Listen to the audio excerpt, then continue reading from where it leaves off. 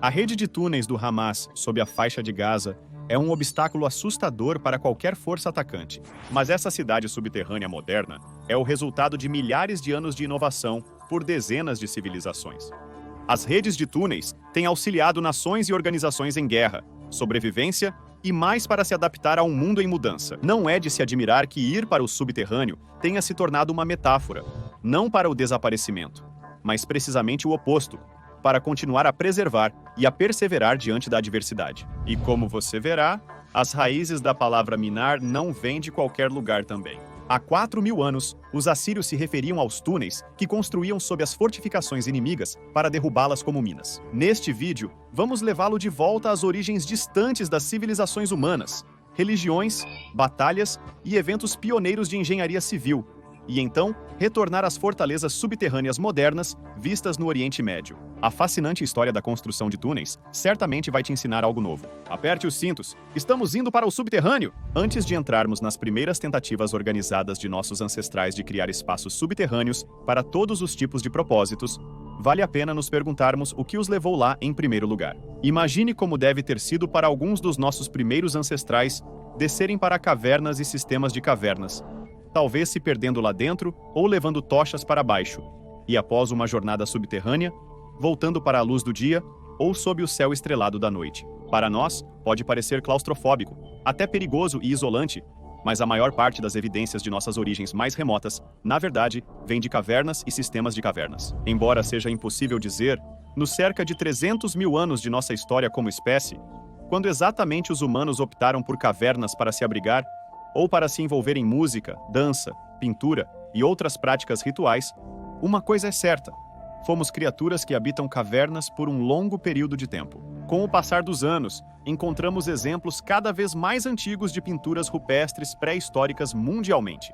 Pinturas em cavernas na Namíbia, Austrália, Romênia, França, Rússia, Indonésia, Espanha, Bornéu e dezenas de outros locais, datados de 25.000 a 64.000 anos atrás, mostram a notável inclinação de nossos ancestrais para a representação artística do mundo em que viviam e com o qual interagiam. Não podemos dizer com certeza se essa atividade de grande alcance foi de alguma forma coordenada ou se fazia parte de uma cultura maior e abrangente, mas ainda podemos nos surpreender com a complexidade e a intricadeza dessas práticas. E como é claro que, muito cedo na evolução de nossa espécie, já se dava grande ênfase à consciência artística e aos espaços sagrados. Mas enquanto a descida às cavernas e a criação de impressionantes afrescos e esculturas podem representar um grande passo na evolução de nossa espécie e nos ajudar a ver o caminho que tomamos em direção a obras e vidas subterrâneas, ainda há uma grande lacuna entre residir em cavernas e se envolver em práticas artísticas lá e realmente criar espaços subterrâneos para uma variedade de diferentes propósitos. Argumentavelmente, um dos maiores saltos evolutivos, e ainda um dos mais inexplicáveis para os historiadores de nossa espécie, foi o início da arquitetura e construção monumental ou megalítica a partir dos tempos paleolíticos. Basta pensar nas condições necessárias para começar a realizar obras imensas, como Stonehenge, as pirâmides de Gizé ou a Esfinge, por exemplo. É necessário haver uma linguagem comum e, portanto, uma cultura, e deve haver algum tipo de ordem através da qual um grande número de humanos possa coordenar suas atividades.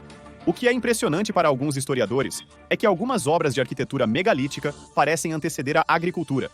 Em 1994, um arqueólogo alemão, trabalhando a 6 milhas de Urfa, uma antiga cidade no sudeste da Turquia, descobriu o que agora para muitos especialistas é considerado o templo mais antigo em existência, repleto de esculturas de animais, gravuras e dezenas de outros artefatos que lançam luz sobre esses construtores de megalitos pré-históricos. O local é chamado de Göbekli Tepe, em turco, que significa monte com barriga, e fica bem no meio do berço da civilização, ou Crescente Fértil, uma região que se estende do Golfo Pérsico ao Líbano moderno, Israel, Jordânia, Palestina e Egito, que tinha o clima ameno e a terra arável necessários para os humanos fazerem as primeiras tentativas bem-sucedidas de agricultura. Göbekli Tepe fica em uma colina que tem 15 metros de altura e cobre 9 hectares. Sua principal infraestrutura consiste em cerca de 16 pilares, alguns dos quais pesam até 1 tonelada.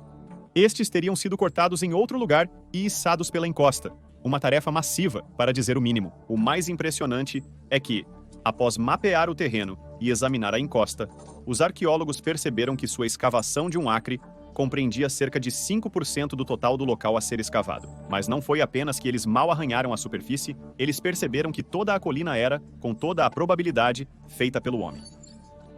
Mais evidências tornaram as coisas ainda mais estranhas. Ficou claro que realmente eram caçadores-coletores, depois de examinar centenas de milhares de fragmentos de ossos do local. E não havia fogueiras para cozinhar, casas identificáveis ou lixeiras. Então também estava claro que ninguém havia morado permanentemente em Göbekli Tepe. Pouco antes do início da agricultura, não a 160 quilômetros de distância, caçadores-coletores uniram forças no local, em tempos de abundância, para construir um enorme complexo ritual, a maior parte do qual está subterrâneo. Hoje, existem 16 outros anéis megalíticos que ainda estão enterrados em todo o local de 22 acres, que data de cerca de 9.500 a 9.000 anos antes de Cristo. 6.000 anos mais velho que Stonehenge e também anterior à cerâmica, metal, escrita e roda. Assim como com nossos antigos ancestrais que viviam em cavernas, os vislumbres do passado que obtemos de Göbekli Tepe são tão reveladores quanto obscuros e tão impressionantes quanto misteriosos. Se há algo que podemos dizer com certeza, é isso. Antes da agricultura e das civilizações no sentido que atualmente entendemos começarem, nossos ancestrais tinham razões sérias para ir para o subsolo. E estas claramente não eram voltadas para a sobrevivência, já que o que eles levaram tempo para fazer com o equipamento que tinham nunca mais foi replicado. A prática ritual, a extração de pedras e a construção de enormes monumentos parcialmente subterrâneos estão na base de tudo que vem depois. Agora, vamos abordar alguns dos primeiros exemplos de construção e arquitetura subterrânea do mundo antigo, variando da Idade do Bronze Antiga até a Era Clássica. Existe um lugar na Irlanda, Condado de Meath, com grandes montes de terra. Embora esteja 6.000 anos à frente de Göbekli Tepe, ainda é mais antigo que Stonehenge e as pirâmides de Gizé, pois sua data de construção é estimada em cerca de 3.200 anos antes de Cristo. Mais de 5.000 anos atrás. O local tem um claro propósito ritualístico e foi interpretado como um antigo vestígio da cultura, religião e processos de iniciação e cura druídicos, que floresceram nas Ilhas Britânicas e no que é agora a França por milhares de anos. Os druidas estavam muito preocupados com o renascimento espiritual e enfatizavam a importância de retornar ao útero da Mãe Terra para que isso ocorresse. E como se vê, os montes em County Meath não foram colocados de qualquer maneira, de forma alguma. Em cada monte, um eixo que leva ao céu acima está orientado para o nascer do sol do solstício de inverno, que enche a câmara com luz ao amanhecer. Provavelmente os iniciados ficariam sentados na escuridão por longos períodos de tempo antes de renascer na luz, o objetivo final das técnicas de iniciação druídica. O que é notável é o entendimento astronômico e científico sobre as técnicas em exibição em Cometh, juntamente com a sofisticação da própria construção.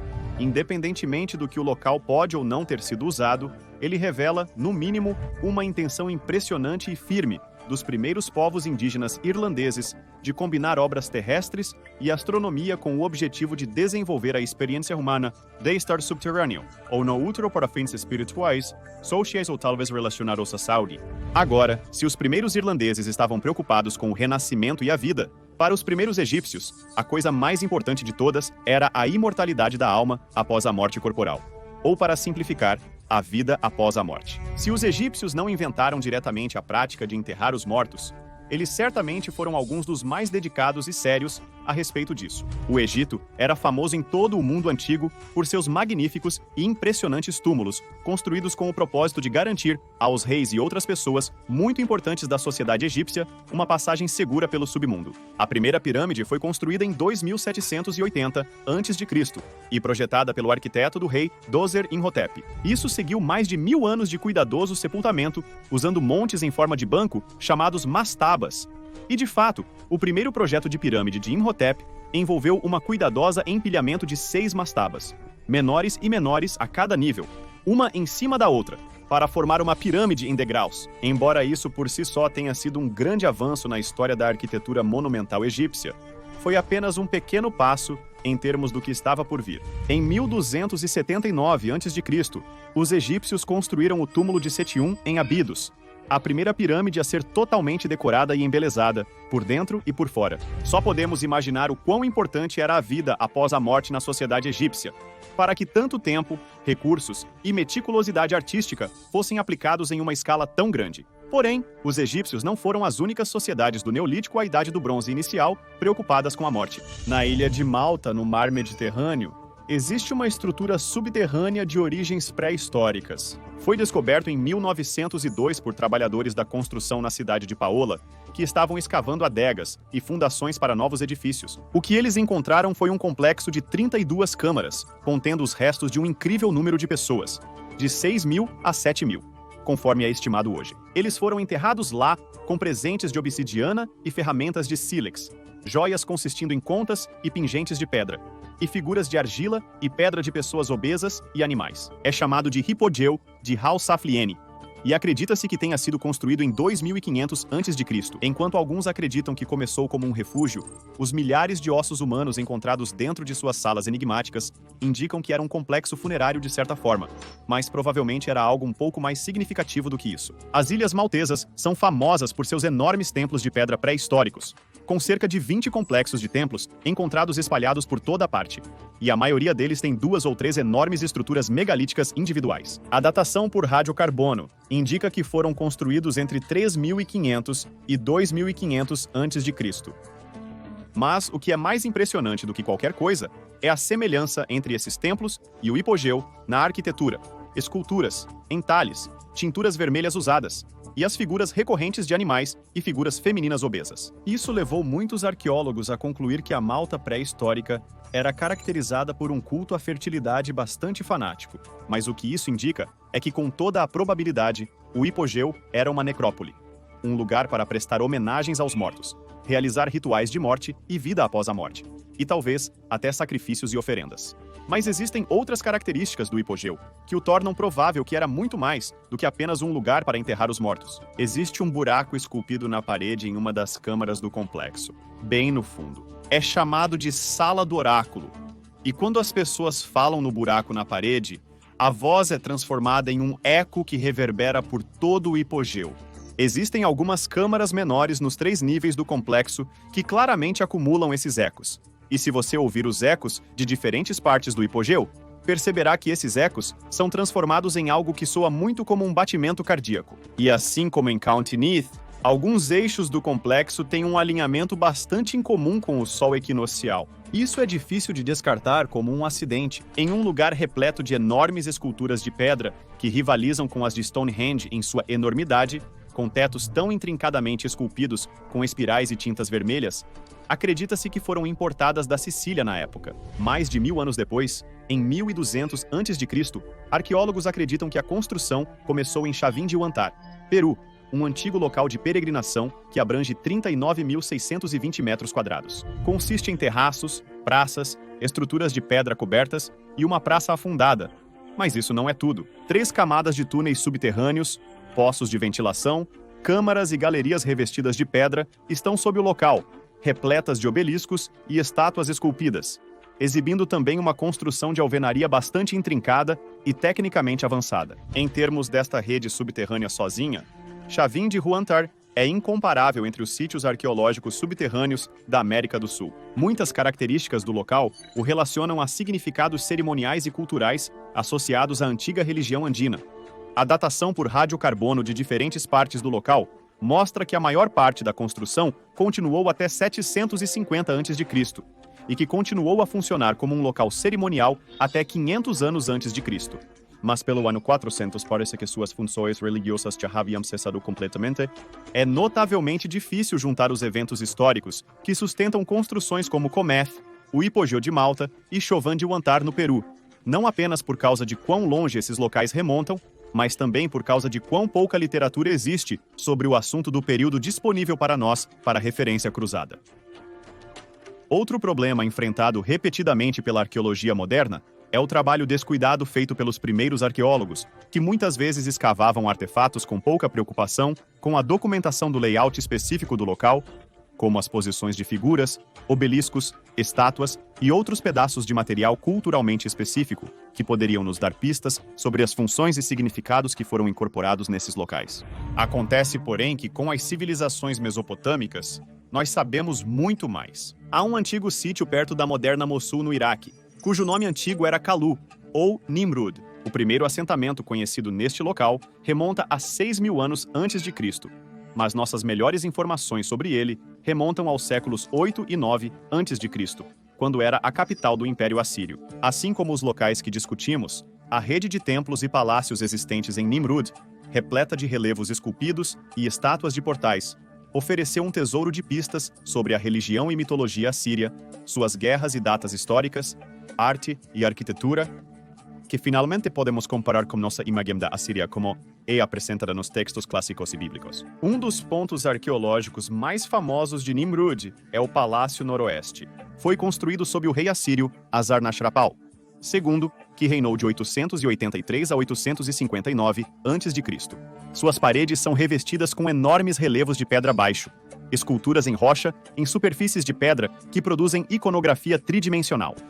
Estes retratam o rei, bem como imagens divinas protetoras, cenas mitológicas, caçadas reais e conquistas, e as guerras travadas pelos assírios. Algumas das inscrições e decorações até indicam como os templos foram realmente construídos. Uma das inscrições mostra a descoberta de um gesso local que tinha as propriedades necessárias para ser usado em esculturas em relevo, e, portanto, passou a ser conhecido como mármore de Mosul. Mas os babilônios e assírios não estavam apenas usando o subterrâneo para fins rituais e cerimoniais. Embora a arquitetura monumental dessas primeiras civilizações nos impressione pela sua escala, complexidade e avanço artístico, elas também nos oferecem alguns dos primeiros exemplos de engenharia civil no mundo antigo. Em Nimrud, temos o uso mais antigo conhecido de tubos de argila e esgotos abobadados feitos de tijolo queimado, ou seja, com argila cozida. As fontes de água eram ligadas a residências por canais de desvio para os esgotos principais. Arqueólogos encontraram em Nimrud tubos de drenagem arqueados,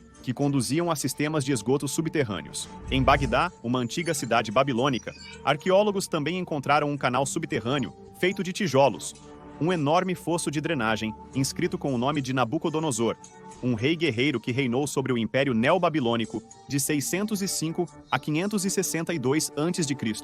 e era conhecido como o maior líder militar de seu tempo. Os túneis e canais foram adicionados ao sistema ao longo do tempo por reis famosos, cujos nomes foram inscritos em novas edições. Ao pioneirismo nos sistemas de aquedutos alimentados por rios, o Império Neo-Assírio, que se estendeu aproximadamente de 912 a 612 a.C., causou grande impacto no mundo antigo. Os neo-assírios claramente pegaram algumas dicas dos povos da Pérsia, que por muito tempo se envolveram e aperfeiçoaram um sistema subterrâneo de abastecimento de água chamado Qanat. O Qanat era diferente de seu sucessor, o aqueduto, pois não usava água da superfície, como lagos, rios ou nascentes, para alimentar o sistema. Em vez disso, os canais subterrâneos transportariam água de poços e aquíferos profundos para a superfície. Não era apenas útil como meio de fornecer irrigação e um suprimento de água potável, era fundamental. Sem essa inovação, nenhuma vida poderia ter sido sustentada nas partes áridas e inóspitas do Irã atual, onde a tecnologia decolou.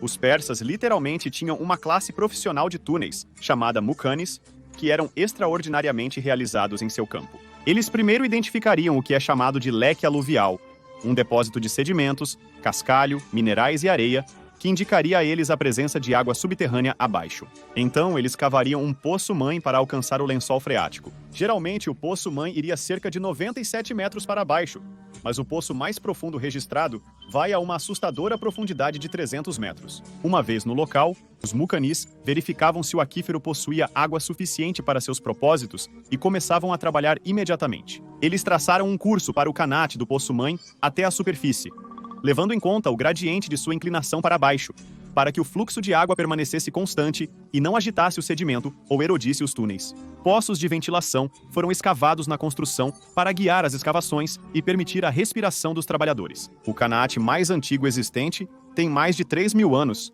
e cerca de 70 quilômetros de comprimento. Seria um eufemismo dizer que a tecnologia Connaught resistiu ao teste do tempo. Até a Idade Média, os Connaught foram construídos e utilizados. De 831 a 1072 a.C., quando a Sicília estava sob o domínio árabe e Palermo era a capital do Emirado da Sicília. Mucanes foram trazidos para equipar a cidade com a inovação não tão recente. O vento quente vindo do Saara, o siroco, sempre causou condições secas e empoeiradas na ilha. E por isso, ter um fornecimento de água confiável, bem como obter alívio do calor, sempre foram necessidades importantes a serem atendidas para as pessoas que vivem lá. O sucesso foi avassalador e fez da ocupação árabe de Palermo uma das mais transformadoras dominações que a ilha suportou, transformando a cidade capital em uma paisagem próspera, com uma impressionante rede de jardins exuberantes circundando a cidade, alimentados pelas águas das montanhas. O Qanat mais famoso existente hoje é certamente o Qanat Fir'aun, que significa em árabe, Canal do Faraó, ou o curso de água do Faraó. Ironicamente, não parece ter tido muito a ver com os egípcios. Foram os romanos que o construíram, entre 90 e 210 d.C., adotando a antiga tecnologia iraniana de seu império em constante crescimento. Sua capital, Gadara, abrigava 50 mil pessoas e era de muitas maneiras um importante centro cultural da região na época. Lar de muitos estudiosos, escritores, artistas, filósofos e poetas. As escavações totalizam 168,9 quilômetros de canais subterrâneos, tornando-o de longe a estrutura mais longa construída na antiguidade e uma impressionante façanha de engenharia hidráulica. Quando foi concluída, Gadara foi completamente transformada. De repente, em uma cidade acostumada a frequentes privações de água, havia milhares de fontes, bebedouros e banhos termais. Senadores romanos se refrescavam em piscinas privadas e decoravam seus jardins com grutas refrescantes. Conforme estimativas, o fornecimento e consumo de água ultrapassavam 132 galões per capita. Tenha em mente que com 40 a 70 galões de água, a tecnologia Qanat já havia começado a influenciar outras culturas urbanas, muito antes dos romanos a usarem de forma tão extravagante em Gadara, Jerusalém, uma cidade que remonta pelo menos ao 3º milênio antes de Cristo e entra nas fontes históricas no 2º milênio. Era uma cidade de escolha porque era naturalmente fortificada pelo profundo vale de Quidron a leste, o vale de Hagai a oeste e a planície entre estes, os dois ao sul. Apenas o norte estava desprotegido e vulnerável a ataques, como é afirmado nas passagens bíblicas. E do norte virá o mal. Ainda mais complicado para os povos que viviam em Jerusalém era, você adivinhou, o abastecimento de água. Israel tem sido registrada como uma terra seca, pelo menos desde a Idade do Bronze. E os povos que se sustentavam estavam sempre atentos à sua fonte de água mais próxima. Agora, a única fonte permanente de água da antiga Jerusalém era chamada de Fonte de Gion. Seu nome, Gion, vem do hebraico, Jihá, que significa erupção, e aponta para o fato de que a fonte não fluía constantemente, mas saía em rajadas aleatórias de fluxo, com períodos de estagnação entre elas. Agora, como a fonte de Gion fluía, e ainda flui, do solo do pé do Morro de Jerusalém, no leito do riacho Quidron, o problema do acesso à água em tempos de guerra ou cerco se torna um grande problema para os habitantes de Jerusalém, que estavam agrupados no topo do morro naturalmente fortificado. Claro, a muralha da cidade foi construída no meio da encosta, onde poderia melhor resistir aos invasores. Então, em tempos de paz, os habitantes podiam descer até a fonte para obter seus suprimentos de água. Mas em tempos de guerra, o único fornecimento de água da cidade era catastroficamente localizado fora da cidade. Com todos os mitos e fábulas dos textos clássicos e antigos, é difícil o suficiente para nós entendermos quem teria realizado inovações para resolver o problema de abastecimento de água de Jerusalém, ou até mesmo quantas vezes diferentes isso poderia ter acontecido. Afinal, Jerusalém foi conquistada mais de 40 vezes, com mais de 100 batalhas sendo travadas pelo controle desta cidade ao longo de sua história. Mas existem coincidências que valem bem a pena com nossa atenção.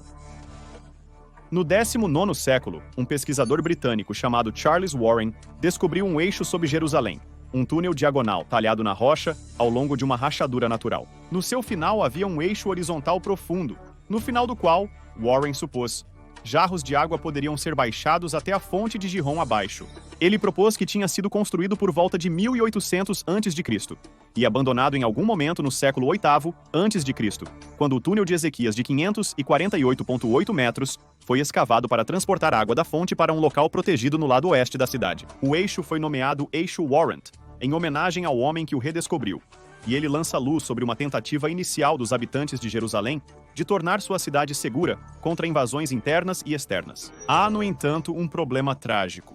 Na história bíblica sobre a captura de Jerusalém pelo rei Davi, que ocorreu no século X a.C., nos é dito que a batalha foi vencida decisivamente com uma tática que dependia de algo chamado senar.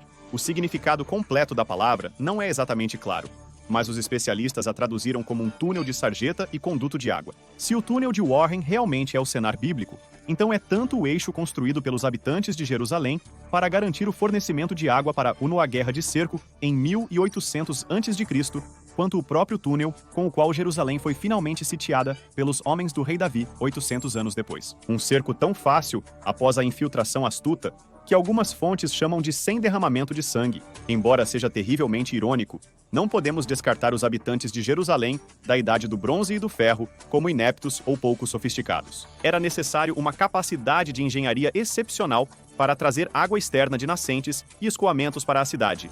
E o aqueduto da Idade do Ferro da cidade e os designs de estilo Canate são alguns dos mais impressionantes e complicados do mundo antigo. Na verdade, o túnel que trazia a água da fonte de Gihon para a cidade culminava em uma grande piscina protegida por uma fortaleza massiva. Há também evidências arqueológicas de um sistema de tubulação projetado para descarregar os esgotos da cidade no Vale de Kidron, mantendo a parte nordeste da cidade limpa e irrigada. Algumas dessas tubulações são massivas, dando ainda mais credibilidade às histórias bíblicas. Alguns dos canais de irrigação têm mais de meio metro de largura e cerca de 2 metros de altura, com tetos abobadados e alvenaria de pedra trabalhada. Se há algo a tirar dessas antigas histórias, é que o subterrâneo pode funcionar tão bem a seu favor quanto contra. Vamos agora para a Capadócia, uma região da Turquia moderna que tem impressionado arqueólogos desde o nascimento da disciplina. Existem cerca de 200 cidades subterrâneas esculpidas nas paisagens de rocha vulcânica da Capadócia, tornando-a uma das regiões mais estranhas e fascinantes do mundo para estudar as antigas conexões entre o subterrâneo e a cultura humana. Alguns especulam que as cidades subterrâneas, cada uma com uma elaborada rede de túneis, e algumas até se conectando entre si, foram criadas como refúgios para tempos de guerra e invasão. Alguns especulam que serviam para guardar comida e água, sugerindo que provavelmente eram usadas como refúgios. Mas, mesmo que tenham sido criadas apenas para esse propósito, a escala real das obras subterrâneas deixa absolutamente claro que os povos que habitavam essa paisagem, de forma alguma, eram desconhecidos do subterrâneo, da escavação de túneis e da construção de ambientes subterrâneos adequados para populações inteiras. Derinkuyu é talvez a mais famosa das cidades subterrâneas da Capadócia, devido à sua vastidão e design meticuloso. Seu interior tem impressionantes 18 andares e, considerando tudo, Derinkuyu é, por qualquer padrão, uma metrópole autossuficiente com eixos de ventilação, poços, cozinhas, salas de aula, prensas de óleo, banhos públicos, uma vinícola e espaço para até 20.000 pessoas. Além disso, quando ameaçada por um ataque, cada nível da cidade subterrânea poderia ser selado atrás de um par de portas monolíticas de pedra. Historiadores datam a construção de Derinkuyu por volta de 800 a.C. e acreditam que os hititas, ou os frígios, estavam entre seus primeiros construtores. Mais tarde, evidências de ocupação e expansão por muitos outros grupos, incluindo os cristãos da era bizantina, chegam até nós na forma de dezenas de afrescos e capelas. Surpreendentemente, Derinkuyu era totalmente desconhecida até a década de 1960, quando um homem turco local, reformando o porão de sua casa, derrubou uma de suas paredes e descobriu o complexo imensamente grande. Ao contrário de Derinkuyu, algumas cidades subterrâneas não permanecem perdidas, e a cada época são reaproveitadas e reutilizadas. Um desses exemplos na Itália é a cidade esculpida profundamente no penhasco de rocha vulcânica, onde se situa Orvieto. Começou com a grande civilização etrusca antiga, a qual o Mar Tirreno é nomeado, que era muito conhecida na antiguidade como uma grande potência comercial e um povo ricamente dotado de recursos minerais. Eles existiram de cerca de 900 a.C. até 20 e 8 a.C., quando Roma os conquistou e assimilou. Um dos seus assentamentos mais importantes foi a cidade de Velsna, que, como Orvieto, provavelmente se situava no promontório vulcânico como uma posição ideal para resistir a cercos. E como Jerusalém, os antigos etruscos não tinham uma fonte de água no alto de sua colina. A mais próxima estava nas planícies abaixo do promontório. Então, como os antigos persas e moradores de Jerusalém, os etruscos fizeram a única coisa disponível para eles. Eles afundaram bem no poleiro vulcânico, construindo câmaras e cisternas na montanha para coletar e canalizar a água da chuva, um projeto de construção subterrâneo que continuaria pelos próximos 2.500 anos, crescendo para eventualmente compreender 1.200 túneis interligados, grutas e galerias. Mesmo usada como abrigo contra bombas na Segunda Guerra Mundial pelos moradores locais, a cidade subterrânea mantém vestígios do seu passado remoto. Mesmo hoje, santuários etruscos e prensas de azeitonas medievais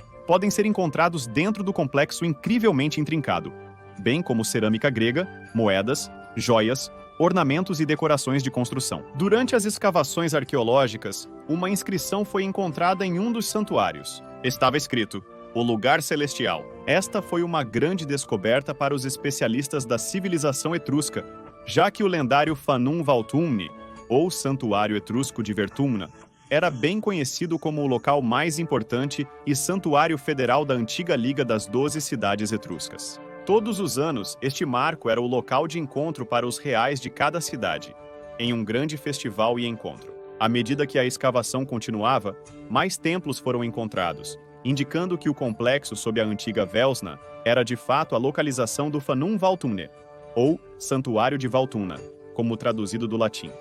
Valtuna era uma divindade do submundo e deus supremo do panteão etrusco. E, importante, Fanum pode ser traduzido mais precisamente como lugar sagrado do que como santuário. Porque para os antigos etruscos, e na maioria das referências ao seu centro cultural, religioso e político na literatura clássica, tudo aponta para o Fanum Valtumni como sendo muito, muito mais do que um único templo.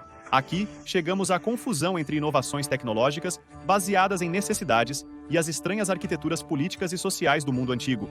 Uma questão com a qual os arqueólogos estão bem familiarizados, mas que para nós modernos pode parecer estupefata e desesperadamente confusa. Outro exemplo antigo é Petra, uma cidade no sul da Jordânia, que era uma antiga cidade de caravanas. Pelas evidências coletadas, tem sido habitada desde a pré-história e atingiu o auge em população e realização arquitetônica cerca de 2.000 anos atrás, por volta de 200 depois de Cristo, quando os antigos nebedianos esculpiram à mão as encostas de arenito ao redor, em um complexo de túmulos, templos e salões de banquetes com túneis esculpidos nas falésias de arenito. A cidade pode ter abrigado cerca de 20.000 pessoas durante esse período, e pelo que parece foi largamente abandonada no século VII da nossa era atual. Um dos edifícios mais impressionantes é chamado de Al-Kasnai, ou o Tesouro. Ele tem uma fachada ornamental que se estende por 39,6 metros em uma face de rocha.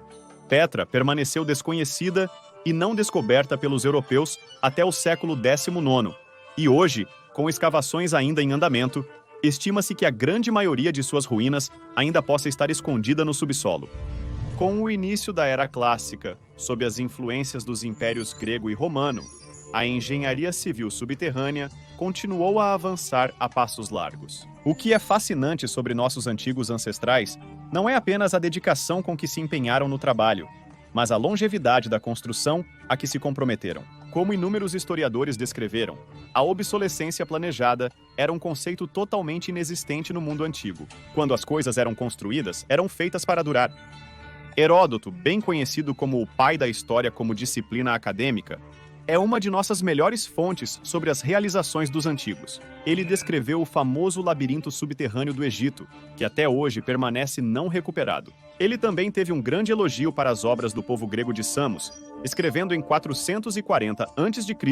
que uma de suas maiores obras de todos os tempos era um túnel sob uma colina de 150 braças de altura, levado inteiramente através da base da colina, com uma boca em cada extremidade. O comprimento do túnel que ele está descrevendo é de mais de 1.402,8 metros de comprimento, com uma largura e altura de 8 por 2,4 metros. Ao longo do túnel há outro canal, com 9,1 metros de profundidade e 91 centímetros de largura, por onde a água era canalizada de uma fonte abundante no subsolo direto para a cidade de Samos, que na época de sua escrita tinha uma população de 300.000 pessoas. O arquiteto da criação foi Eupolinos, e é por isso que é conhecido hoje como o Túnel de Eupalinos, o Aqueduto Eupaliniano, ou mais geralmente, o Aqueduto de Samos. Embora seu design faça com que sua influência seja mais provável de ser da tecnologia de Connaught do que qualquer outra coisa. Segundo Heródoto, a cidade não tinha uma fonte de água que pudesse ser acessada quando a cidade fortificada era sitiada por inimigos. Uma história com a qual você provavelmente já está familiarizado agora. E por essa razão, Heródoto afirma que a obra hidráulica mais famosa da Grécia Antiga foi construída. Admirada e renomada na antiguidade, a construção parece ter começado em 530 a.C. e durou 10 anos. Foi feito por 2 grupos de trabalho que entraram na montanha de lados opostos e perfuraram a montanha um em direção ao outro, mirando o canal bem no seu coração. Uma equipe de trabalho encontrou solo instável e teve que fazer um desvio de mais de 200 metros da linha reta, através da qual os 2 grupos deveriam se conectar. Ao contrário dos persas, os gregos nesta situação não tinham meios para escavar poços de ventilação verticais para orientar seus esforços de escavação. E ainda assim, de alguma forma, os grupos de trabalho ainda conseguiram se encontrar no centro do canal, com um desvio ou erro padrão de apenas 58 centímetros, tendo acabado de escavar 700 metros cúbicos da montanha. Uma façanha impressionante. Parece que o túnel, a primeira construção subterrânea do tipo a usar uma abordagem baseada em geometria, foi usado por um milênio inteiro após isso, saindo de uso no século 7 d.C. E não foi até 1856 que essa estrutura foi descoberta quando Victor Guérin, um intelectual francês, explorador e arqueólogo amador, foi procurá-la, baseando-se apenas no texto escrito por Heródoto 2.300 anos antes dele. No mesmo século da histórica conquista dos samianos, os romanos empreenderam sua própria construção subterrânea monumental. Passou a ser chamado de Cloaca Máxima, o grande esgoto da Roma antiga. Hoje é o sistema de túneis urbanos subterrâneos antigos, em grande escala mais conhecido, e ainda funciona hoje como foi projetado. Mesmo após 2.500 anos de uso, sua construção parece ter se estendido de 600 a 500 a.C., sob 2 reis etruscos de Roma. Como você já sabe, os etruscos, longe de serem iniciantes em aventuras subterrâneas, já haviam escavado um interior massivo sob Velsna, e ainda estamos a 600 anos de sua dissolução final sob as conquistas do irado Império Romano. De fato, a construção da Cloaca Máxima antecede tanto o Império Romano quanto a República Romana. Nem todas as façanhas de Roma foram feitas pelos romanos, em que tendemos a pensar. Com um comprimento aproximado de 531,3 metros, com uma seção transversal típica de 9 por 3,6 metros, a Cloaca Máxima é descrita por muitos especialistas como a primeira aplicação do arco em Roma. Sua finalidade era transportar as águas das enchentes para fora da cidade após tempestades terríveis, e também para fins de recuperação de terras, mais comumente no escoamento de pântanos, para realizar novas construções em terreno estável.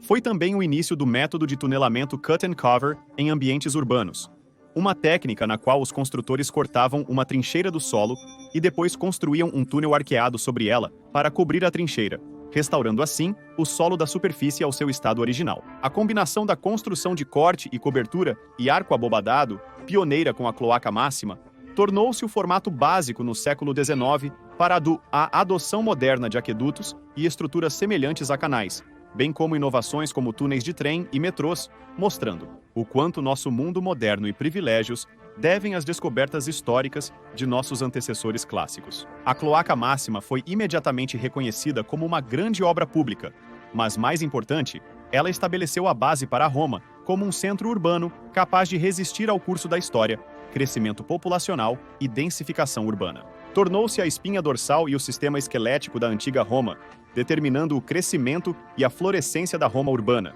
dando-lhe uma marca específica ao definir sua forma e limites, juntamente com as mais óbvias muralhas e portões que cercam a cidade. Também estabeleceu as principais rotas de tráfego e possibilitou o cultivo das planícies entre as colinas e o rio Tibre. Mas a construção das cloacas não foi uma pequena façanha, e continuaria a ser referenciada por séculos pelos grandes escritores e estadistas romanos. Brutus, o fundador da República Romana, que participou da expulsão da Casa Real em 509 a.C. e do ápice do período dos patriarcas, não teve as palavras mais gentis sobre os sacrifícios envolvidos no processo de construção. Em um discurso ao povo de Roma e procurando se distanciar da estrutura política recém-derrubada, ele disse: ele os obrigou, como escravos, a levar uma vida miserável, talhando pedras, cortando madeira, carregando cargas enormes e passando suas vidas subterrâneas. Mais de 500 anos depois, em 77 d.C., Plínio, o Velho, escreveu sobre as muitas obras do projeto Cloaca que cometeram suicídio para evitar o árduo trabalho. E ainda assim, Plínio não era totalmente contra o resultado, fazendo também em elogio à estrutura. O solo é abalado por tremores de terra, mas apesar de tudo, por 700 anos desde o tempo de Tarquínio Criscus, os canais permaneceram quase inexpugnáveis. Historiadores hoje ainda concordam com esse veredicto, alguns indo tão longe a ponto de dizer que nenhuma obra pública já feita em Roma supera em utilidade os esgotos tarquinianos, pois eles tornaram todo o futuro possível. Se as cloacais são, como foram chamadas, um monumento da tirania, elas também são um monumento do estadismo. Podemos apreciar hoje, apenas ponderando o trabalho, a quantidade de sacrifício que foi envolvida, e não apenas a parte do enorme grupo de trabalhadores fazendo o trabalho extenuante. As pessoas que viviam ao lado do local também tiveram sacrifícios a fazer, pois foram expostas à poeira, sujeira e, muito provavelmente, a um ambiente ensurdecedor durante a maior parte de suas vidas. E ainda assim, como com Plínio e os historiadores modernos, temos que apreciar o efeito do trabalho e a revolução que ele representa para as cidades em uma escala como a de Roma no mundo antigo. Por exemplo, em Pompeia, uma cidade contemporânea da Roma antiga, os habitantes simplesmente colocavam pedras de passagem nas interseções das ruas para evitar pisar em esgoto ao atravessar as ruas. E assim como na Europa da Idade Média, a maioria das pessoas se livrava de suas fezes simplesmente as jogando nas ruas com o resto do esgoto, onde se esperava que fossem descarregadas em canais, tubulações de drenagem e valas. Não poderia ter cheiro de lavanda e rosas. Enquanto isso, os romanos tinham a cloaca, e não apenas para tempestades e drenagem e para prevenir inundações. Na verdade, eles usavam cada vez mais a cloaca para descartar resíduos humanos e animais, multiplicando assim os usos do inovador sistema de esgoto. Mas antes de nos encantarmos demais com a realização dos romanos, lembre-se de que os antigos engenheiros da cloaca máxima não levaram em conta essa reutilização e também não construíram um sistema capaz de reter o gás do esgoto. De fato, a população romana estava constantemente exposta a essa evaporação nociva devido à falta de dispositivos de corte que hoje, e felizmente, adornam nossos sistemas de esgoto. No primeiro século antes de Cristo, os romanos decidiram tentar algo grande novamente. Desta vez, eles queriam mudar a experiência da própria cidade e expandir suas possibilidades em termos de lazer e transporte. Então, eles aplicaram a técnica de corte e cobertura em combinação com passagens subterrâneas abobadadas novamente e criaram algo chamado criptopórtico. Essencialmente, o criptopórtico funcionava como um sistema de passagens cobertas e conectadas com corredores abobadados, permitindo que os cidadãos se movessem pela cidade quente em um ambiente mais fresco e sombreado. O criptopórtico estava presente em muitas cidades do Império Romano. Nas cidades sírias, eles se moviam paralelamente às ruas, colocados logo abaixo do pavimento, enquanto na França, Portugal e Turquia, eles mais frequentemente alinhavam plataformas e terraços, conectando grandes edifícios e funcionando como ambulatórios com janelas cortadas nas partes superiores das abóbadas, de um lado para a iluminação. Hoje, os túneis do criptopórtico ainda são usados como rodovias para veículos e vias para pedestres. E, como descobriremos ao longo da história, os primeiros túneis de ferrovias e metrôs eram pouco mais do que criptopórticos com trilhos colocados dentro. Os romanos continuaram a experimentar com a arquitetura acima e abaixo do solo, criando alguns dos espaços mais fascinantes do mundo antigo, às vezes nos proporcionando mais mistérios do que respostas para nossas perguntas. A Basílica de São Clemente foi construída em Roma no ano 99 da nossa Era Comum, em homenagem ao Papa São Clemente. Não parece especialmente extravagante por fora, embora carregue em sua fachada desadornada o reflexo multicamadas da turbulenta história religiosa de Roma, enquanto o interior foi ricamente decorado no século XII e contém uma das maiores coleções de afrescos medievais em Roma hoje. Há mais na Basílica de São Clemente do que os olhos podem ver, ou deveríamos dizer o chão.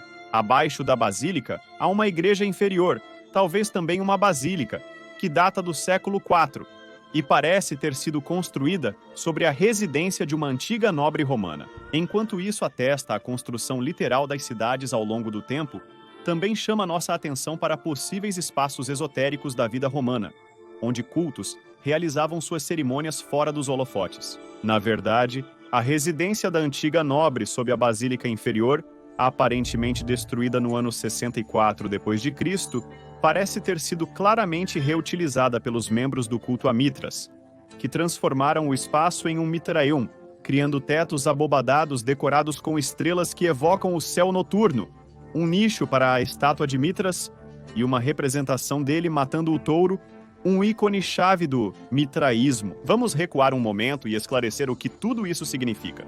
Mitras era uma divindade solar persa, cujo culto, o culto mitraico, se espalhou por todo o mundo antigo. E os romanos, antes do cristianismo, e assim como os gregos que também negociavam e viajavam para longe, se beneficiaram de uma extraordinária fusão de correntes e culturas. Uma dessas subculturas vibrantes eram os cultos mitraicos, que se reuniam subterrâneos em Mitraea para realizar suas cerimônias, ritos e rituais cultuais. O mitraísmo teve tanta influência na cultura e nos movimentos religiosos romanos no primeiro século depois de Cristo, que algumas fontes antigas até afirmam que um dos líderes romanos mais cruéis registrados, Nero, foi até iniciado em sua ascensão. Em 1912, arqueólogos realizavam escavações nas mundialmente famosas termas de Caracalla, quando descobriram o maior Mitreum que já foi encontrado. Como todos os Mitreia, ele fica subterrâneo, cobrindo impressionantes 230 metros quadrados. A maior parte da arte do salão foi destruída com o passar do tempo. Apenas algumas esculturas em relevo e inscrições foram preservadas. O remanescente mais intrigante, que nos oferece uma visão surpreendente das práticas e iniciações dos cultos de Mitraea da época romana, é uma fossa profunda chamada Fossa Sanguinis, na qual se acredita que os iniciados eram baixados para serem batizados pelo sangue de um touro abatido. Se isso faz você ver o mitraísmo como uma espécie de movimento fanático clássico, você estaria errado em muitos aspectos, já que a religião cristã, que os romanos adotaram oficialmente com o Edito de Constantino em 1313, compartilhava muitos aspectos com o deus Mitra, cujo aniversário era celebrado pelos romanos no dia 25 de dezembro. O mitraísmo também colocava grande ênfase na ideia de vida após a morte, ressurreição, bem como no julgamento final, um esquema conceitual que muito provavelmente tanto o cristianismo quanto os adoradores persas originais de Mitras tiraram do julgamento antes de Osíris, um julgamento que aguardava todos na sala das duas verdades do submundo. Mas enquanto os adoradores de Mitra foram rápidos em reaproveitar as câmaras subterrâneas da velha nobre mulher, tal trabalho de reaproveitamento nem sempre acontecia tão rápido. Às vezes, séculos se passavam antes que os espaços fossem novamente utilizados para um novo uso. Esse é o caso da cidade subterrânea perto de Naurs, no norte da França, que inclui 2 milhas de túneis e 300 salas feitas pelo homem, todas situadas a 31 metros abaixo de um planalto florestado. Começou no século III depois de Cristo como parte de uma pedreira romana e foi muito expandida mais tarde na Idade Média, por locais que a usavam como esconderijo durante as muitas guerras e invasões do período. Mas se esses locais encontraram uma simples pedreira, com certeza não a deixaram assim. No interior, há espaço para até 3.000 habitantes, e o sistema está repleto de capelas, poços, padarias e até estábulos. Depois, foram seladas por décadas antes de serem reabertas no século XIX como uma atração turística, e voltaram a ser populares no século XX, quando soldados a caminho da Batalha do Somme pararam para conferir. Hoje, os visitantes podem ver mais de 2.000 obras de grafite deixadas pelos soldados aliados. Como você provavelmente pode ver agora, há uma variação quase infinita no trabalho, reaproveitamento e vida cultural das obras subterrâneas. Aqui está outro. Em Istambul, existe uma instalação subterrânea de armazenamento de água chamada Cisterna da Basílica, ou Palácio Submerso em turco, que existe por razões bastante estranhas. É a única estrutura remanescente de uma importante rede de edifícios durante a Constantinopla do final da Antiguidade, ou seja, Istambul a partir do século V. Seu nome vem da basílica que antigamente ficava acima dela, construída no século IV ou início do V depois de Cristo. Tinha um pátio cercado por pórticos e estava conectado a edifícios significativos, como a Biblioteca de Constantinopla e o Octógono, onde os casos eram julgados na antiga Constantinopla. A basílica pegou fogo em 476 e foi prontamente reconstruída. Então, durante o Motim de Nica, em 532 d.C., em Constantinopla, o imperador romano Justiniano encomendou sua reconstrução. Desta vez, adicionaram uma cisterna sob o prédio durante a reconstrução, provavelmente entre 527 e 541 antes da conclusão da nova basílica. Agora, essa cisterna não era uma cisterna de tamanho médio, era uma cisterna massiva, a céu aberto, que se abastecia de aquedutos próximos e podia ser usada para superar a escassez de água que ocorria frequentemente em Constantinopla durante os verões. A câmara subterrânea tem cerca de 138 metros por 65 metros com uma área de 9.750 metros quadrados e uma capacidade absurda de armazenamento de água de 79.300 metros cúbicos. O teto abobadado da cisterna é suportado por 336 colunas de mármore esculpidas, cada uma com 9 metros de altura e gravadas de forma intrincada.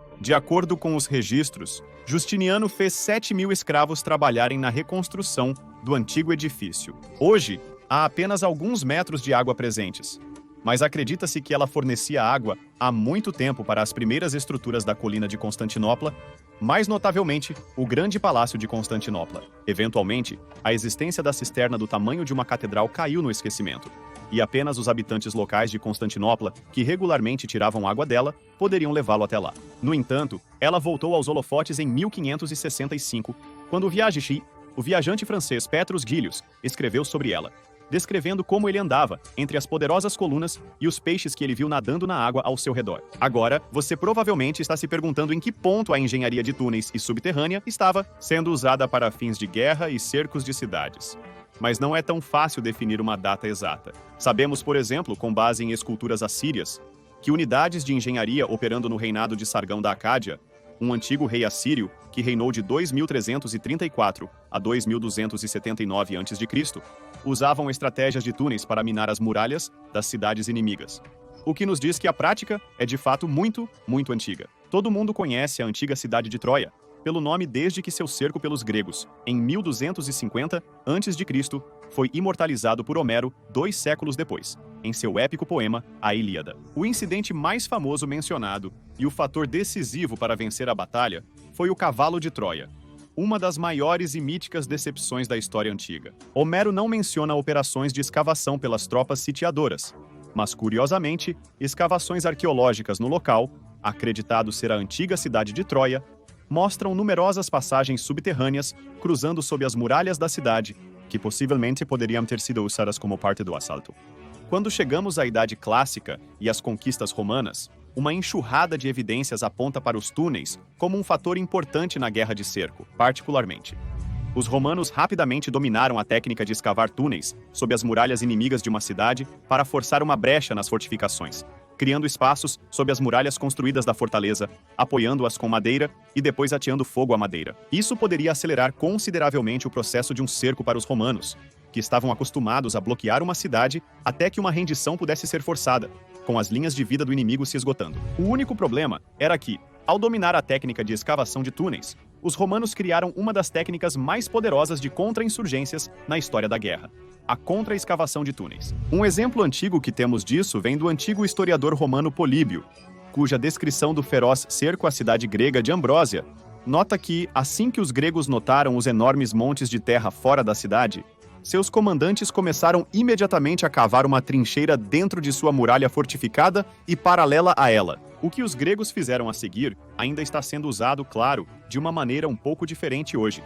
Eles colocaram vasos de bronze feitos muito finamente em uma fila, no fundo da trincheira, o mais próximo possível da parede. Usando essas peças de metal, eles ouviram o barulho da escavação enquanto ele reverberava pela terra, e era amplificado pelos vasos. Assim, com grande sensibilidade, eles conseguiram triangular aproximadamente a direção em que os romanos estavam se aproximando subterrâneos, e calcularam com perfeição como atingir o túnel do inimigo. Este é o primeiro, mas não o último, exemplo de uso de acústica para identificar túneis inimigos. E é um dos primeiros exemplos de guerra química também, já que os gregos, uma vez que cavaram nos túneis romanos, procederam a queimar penas de galinha, bem conhecidas naquela época por produzirem fumaça tóxica, para expulsar os romanos de seus próprios túneis e forçar o cerco de volta à superfície. Também não foi a última vez que os romanos foram pegos em seu próprio jogo.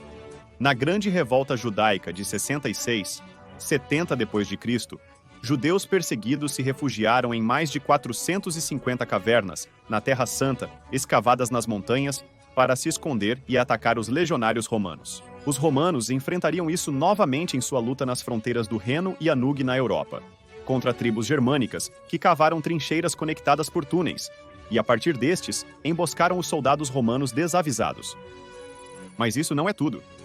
Mesmo na defesa, os romanos enfrentaram algumas das táticas mais versáteis e astutas. Durante o cerco do Império Persa à cidade romana, Dura Eutropos, em 256 d.C., os persas que escavaram túneis que desciam ao solo a 39,6 metros de distância das muralhas da cidade usando, de todos os lugares, a necrópole subterrânea de Dura como ponto de partida, descobrirão um contratúnel romano.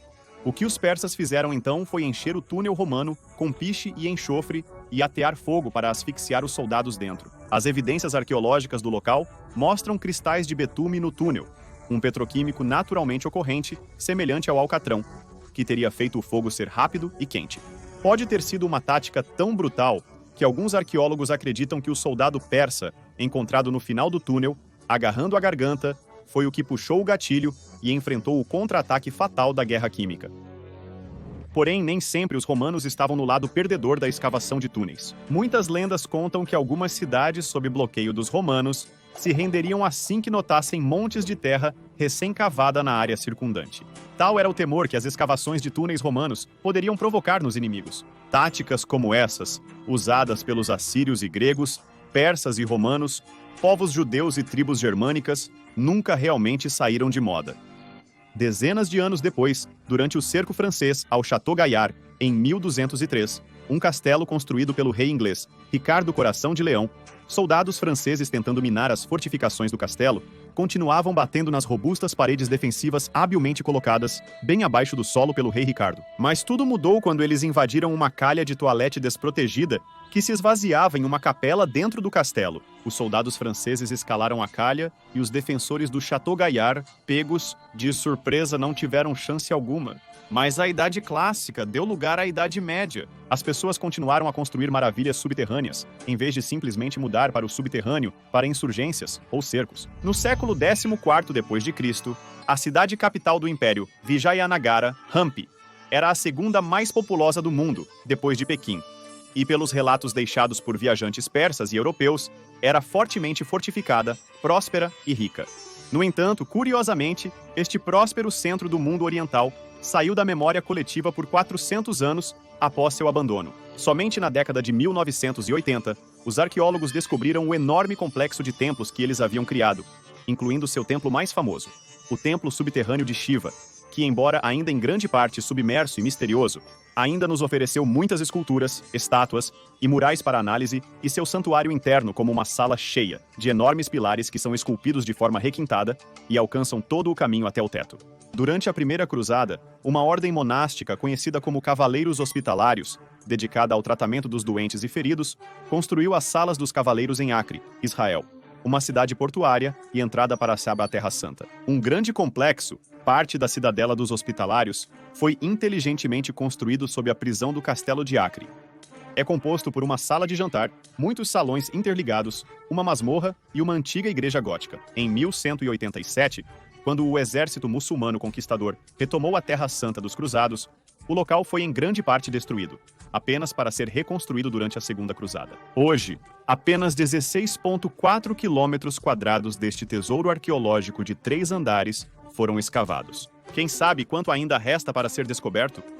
No século XII d.C., um devoto rei da Etiópia ordenou a construção de 11 igrejas cristãs em Lalabela, com o objetivo de criar o que viria a ser conhecido como Nova Jerusalém. E ele também decidiu que o subterrâneo não seria o pior lugar para começar. Uma façanha incrível de arquitetura e uma aula técnica, a Nova Jerusalém foi moldada de cima para baixo, com cada uma de suas igrejas sendo esculpida a partir da rocha vulcânica abaixo da superfície da terra e depois esvaziada. Isso fez com que as igrejas parecessem estar crescendo do chão. Uma delas, a Igreja de São Jorge, foi literalmente cortada de uma única fatia monolítica de pedra dentro de uma trincheira que tinha 30 metros de profundidade. Depois, foi conectada ao resto do complexo por meio de uma rede de passagens subterrâneas, cavernas escondidas e catacumbas. A lenda diz que Lalibela levou 24 anos para ser construída, mas os historiadores acreditam que foi concluída em fases ao longo de vários séculos. Hoje,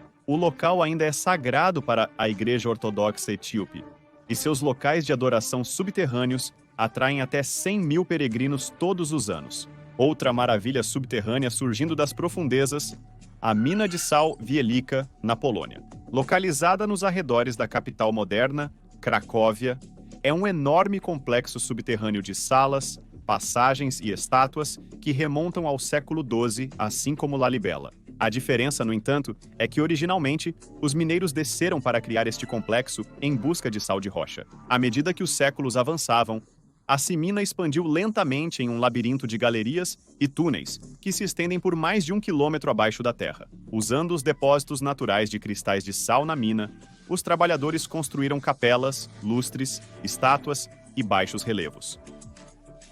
Há até uma réplica detalhada da Última Ceia de Da Vinci lá embaixo. Tudo isso rendeu um novo apelido: a Catedral de Sal Subterrânea. E como Lalibela, essa operação durou mais de 700 anos, finalmente abandonando seu propósito inicial de produzir sal em 2007. Hoje, ainda é uma atração turística popular na Polônia. E também abriga um spa de saúde que promove as propriedades terapêuticas do microclima rico em sal da mina. Quem sabe, talvez fosse um ambiente muito mais saudável do que Roma durante a construção do Cloacus. Alguns séculos depois de Lalibela e da mina de sal de Velitska, bem nas montanhas andinas, o Império Inca construiu a agora mundialmente famosa cidade montanhosa de Machu Picchu. Dizia-se que foi construído para o imperador Inca Pachacuti e possui sistemas de água corrente e drenagem bastante inovadores. Uma obra de construção agora muito conhecida, Machu Picchu foi, na verdade, descoberta apenas em 1911 por um professor que estava vagando pela área íngreme e traiçoeira. Mas não é surpresa que os incas fossem capazes de tal façanha. As evidências mostram que eles tinham uma extensa rede de túneis que atravessavam diretamente as montanhas dos Andes, usados para transportar pessoas e mercadorias entre diferentes regiões do império. E, claro, seu sistema de estradas, que era crucial para manter a comunicação e para o comércio, fazia uso muito frequente de túneis, que também reduziam drasticamente seus tempos de viagem. E ainda assim, às vezes existem obras subterrâneas que abrangem regiões muito diversas que permanecem inescrutáveis aos nossos olhos modernos. Em vários países europeus, por exemplo, existem uma série de passagens das quais cerca de 2.000 foram encontradas e, desde a sua descoberta, parecem ter evitado completamente a explicação. Eles são chamados de túneis de Erdstall, da palavra alemã que significa terra estável, ou túnel de mineração, e são agrupados devido à sua forma estreita e oval, seus alinhamentos verticais ou horizontais, e algumas passagens incrivelmente apertadas, às vezes apenas alguns metros de altura por alguns metros de largura. Apesar de serem estruturas terrestres, são indubitavelmente humanas, pois algumas possuem assentos rudimentarmente esculpidos em suas extremidades ou salas finais, que geralmente não passam de um beco sem saída. Eles também costumam mostrar sloughs, deslizamentos, buracos estreitos que funcionam como pontos de transição entre seções de passagens escavadas em altitudes mais baixas e mais altas. São tão claustrofóbicos e desconfortáveis que qualquer pessoa que passasse por eles seria obrigada a se contorcer e se espremer apenas para conseguir passar para a próxima seção. Outra característica muito estranha dos túneis de Erdstall: eles têm apenas um ponto de entrada e saída, que geralmente está escondido em antigos assentamentos e às vezes simplesmente mascarado na profunda selva. Isso tornou a circulação de ar pelos túneis praticamente inexistente. Enquanto os historiadores pensam que provavelmente foram feitos durante a Idade Média, remontando até o século XII, o fato de terem sido simplesmente escavados da terra e geralmente quase totalmente desprovidos de artefatos, torna bastante tedioso dar a esses túneis uma data específica. O registro histórico também não ajuda em nada, já que não existem relatos em lugar algum contando sobre a sua construção. Se ao menos a Idade Média tivesse tido um Heródoto próprio, os túneis podem ter sido usados para fins de armazenamento, mas as estreitas passagens, que muitas vezes estão abaixo da linha d'água, tornam essa uma hipótese tola, pois o risco de inundação certamente tornaria uma má escolha para objetos de valor. Eles poderiam ter sido usados como refúgios em tempos de guerra ou invasões? Essa hipótese também foi apresentada em várias ocasiões, já que as entradas às vezes são muito bem escondidas. Mas a característica de entrada única dos túneis Erdstall tornaria esses basicamente caixões de terra para qualquer pessoa pega, se escondendo lá dentro. E a capacidade de um inimigo de cortar o fornecimento de ar do exterior torna a teoria altamente improvável. Os túneis, que são mais frequentemente encontrados na Baviera e na Áustria, podem, no entanto, ser encontrados até no oeste, nas Ilhas Britânicas e na França, levando alguns teóricos a afirmar que eles tinham um propósito espiritual semelhante à incubação praticada pelos sacerdotes de Apolo na Grécia Antiga e os cultos frequentadores de cavernas de Pan e Cibele, que vieram para a Grécia da Pérsia. Na cultura popular austríaca, túneis foram feitos por duendes e são vistos por alguns locais como refúgios para demônios e espíritos sombrios. Outros os descrevem como estações de passagem para os falecidos. Tudo isso parece apoiar ainda mais a explicação espiritual. Um problema, no entanto, é que quando historiadores e arqueólogos ficam perplexos com suas descobertas, eles muitas vezes recorrem à explicação religiosa ou espiritual, sem encontrar muita base para suas afirmações, além da incapacidade de pensar em outros propósitos. No entanto, alguns especialistas compararam os deslizamentos a canais de parto simbólicos, implicando que os túneis poderiam ter servido como locais de renascimento cerimonial para pessoas que procuravam se livrar de doenças, enfermidades ou até mesmo culpa. Isso tem muito em comum com as práticas de iniciação druídica, nas quais os iniciados eram levados para o fundo de cavernas e deixados lá por dias, apenas para serem resgatados e levados de volta à luz do dia para renascer. Mas como vimos em Cometh, Irlanda, milhares de anos antes das barracas de terra serem presumivelmente construídas, os povos indígenas já estavam moldando montes para realizar esses tipos de atividades cerimoniais, montes que possuíam alinhamentos astronômicos de extraordinária precisão. Pode-se perguntar, então, como uma tradição tão difundida poderia ter sido apagada, ou se ela teria ido para o subterrâneo por séculos, talvez seguindo as incursões do Império Romano na Gália e nas Ilhas Britânicas, e a Idade das Trevas, em que o cristianismo espalhou suas raízes firmemente e com força. Podemos especular o quanto quisermos, mas até que mais evidências venham à luz, os Erdstals permanecem tão misteriosos quanto sempre. Antes de entrar nas últimas e explosivas inovações na guerra de túneis que surgiram na Era Moderna, vale a pena pelo menos apontar que, em termos de design e métodos de construção, as chamadas inovações do mundo moderno devem muito às inovações revolucionárias que vimos até agora do mundo antigo. Durante a Revolução Industrial do século XIX, os anglo-saxões em particular buscaram exemplos romanos da antiguidade para inspiração. A história parece nem sempre segue as linhas mais retas, mas os engenheiros não estavam totalmente errados em olhar para os exemplos romanos, já que as estruturas em questão resistiram aos estragos do tempo, ao contrário de muitas estruturas construídas desde então. Os engenheiros, com razão, queriam construir coisas que cumpririam usos funcionais por milhares de anos. A única vantagem deles contra os romanos antigos era o suprimento de explosivos, útil para cavar trincheiras rapidamente. Construído em 1837, o túnel da ferrovia do rio Harlem de Nova York foi um dos primeiros caminhos de ferro americanos a utilizar explosivos. Com pólvora, foi explodido através da rocha extremamente dura do norte de Manhattan para formar o tronco do que agora é a Metropolitan Transportation Authority, e conecta o norte de Nova York com a Grand Central Station. A princípio, foi a primeira operação de bonde puxado por cavalos do mundo, o túnel Mount Prospect, com as faixas expressas do Metro North Center sob a Park Avenue e entre as ruas 92ª e 94ª, continua em uso constante. As faixas expressas do Metro North Center sob a Park Avenue e entre as ruas 92ª e 94ª continua em uso constante. Na década de 1830 e 1840, os nova-iorquinos começaram a sentir a necessidade de resolver a falta de água limpa em Manhattan, o que resultou em incêndios incontroláveis, surtos de doenças devido a poços contaminados e, por causa disso, uma série de epidemias que devastará a cidade. Um surto particularmente violento, em 1832, destacou as vulnerabilidades da vida em cidades superlotadas. Naquela época, a sanidade estava longe de ser a principal prioridade dos políticos, e a ciência médica ainda não havia reconhecido o papel dos germes nas doenças. Mas as cidades estavam crescendo muito mais rápido em população do que no conhecimento do que as tornava lugares seguros para viver e trabalhar. Embora os nova-iorquinos da época que se sentaram para projetar o aqueduto de Croton em resposta a esses problemas crescentes, talvez não soubessem. Este era um problema que afetava governantes e engenheiros desde pelo menos os antigos assírios e sumérios da Mesopotâmia, e também os persas da antiga Irã. Mas o que esses cidadãos de mentalidade pública sabiam era o conceito de passagem subterrânea abobadada.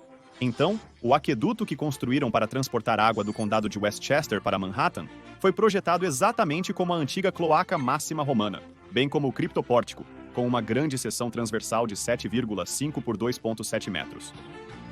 2 anos depois, a passagem subterrânea abobadada voltou novamente para atender às necessidades de uma cidade que rapidamente enfrentava problemas de tráfego de veículos e pedestres, conflitos e atrasos. Para fazer o salto tecnológico do antigo criptopórtico para o moderno metrô urbano, Os construtores do túnel da Avenida Atlântica, na cidade de Brooklyn, usando o método de corte e cobertura, ferramentas manuais e outros equipamentos relativamente simples, levaram 7 meses para criar a primeira via oficial de transporte subterrâneo do mundo, com 1,5 milha de comprimento. Eles construíram o túnel especificamente para alcançar o que é chamado de separação de nível para a Long Island Railroad, cujos trens não têm capacidade de frenagem para operar nas ruas da cidade. A separação de nível é o conceito em engenharia civil de alinhar junções de 2 ou mais eixos de transporte de superfície em alturas diferentes, para que o tráfego possa fluir ininterruptamente nas várias rotas de trânsito à medida que se cruzam. Pode parecer simples o suficiente para nós hoje, mas naquela época, isso era revolucionário, mesmo que tecnicamente não houvesse muito nisso que fosse realmente novo.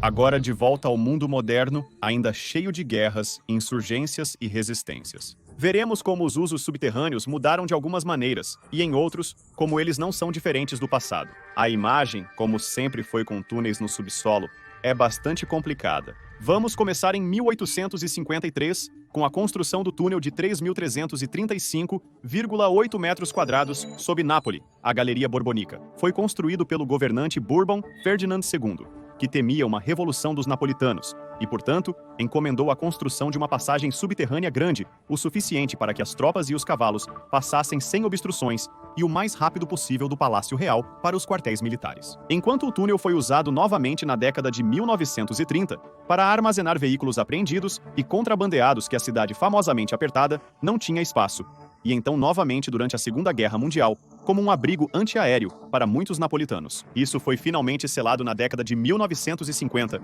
e esquecido por mais de 50 anos. Somente em 2012, quando um veterano de guerra de 90 anos da Segunda Guerra Mundial, que se lembrava de se esconder lá durante a guerra, e levou um geólogo napolitano até lá, a Galeria Borbonica foi finalmente redescoberta. Levou 3 anos para escavar tudo o que foi encontrado lá nos antigos corredores, 150 metros abaixo da Piazza del Plebiscito. Todo tipo de artefato, de carros antigos a relíquias da Segunda Guerra Mundial.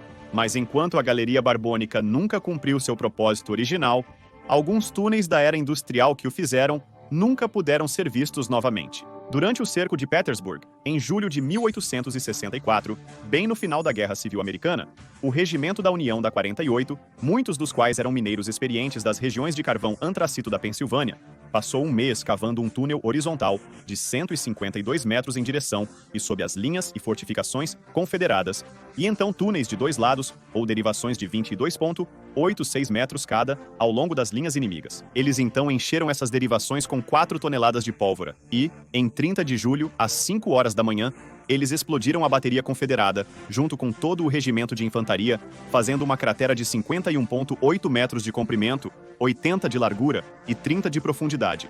E nas palavras de um soldado do Sul, enviando várias centenas de jardas de terra e homens e canhões, literalmente arremessando a 100 pés para o ar.